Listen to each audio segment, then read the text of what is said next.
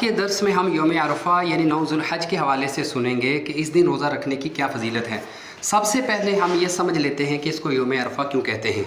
हज़रत इब्राहीम अलैहिस्सलाम ने 9 ज़ुल्हज की रात ख्वाब देखा कि तुम अपने बेटे को ज़बह करो। जब इन्होंने पहचान लिया कि यह ख्वाब मेरे अल्लाह की तरफ से है, तो इसलिए इसको यौम अरफ़ा यानी पहचानने वाला दिन रखा गया। इस दिन की फ़जीलत क्या है? फरमान मुस्तफ़ा सल्लल्लाहु अलैहि वसल्लम, अरफ़ा से बढ़कर ऐसा कोई दिन नहीं जिसमें अल्लाह अपने बहुत से बंदों को आग से आज़ाद कर दे।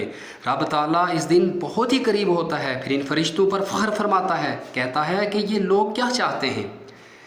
फिर इन रातों की भी बड़ी फजीलत, इन 10 रातों के हवाले से आता है कि इन 10 रातों में क़याम करना शब कद्र में क़याम करने के बराबर उसको सवाब दिया जाता है, और हर दिन का रोज़ा 1 साल के रोज़ों के बराबर उसको सवाब मिलेगा।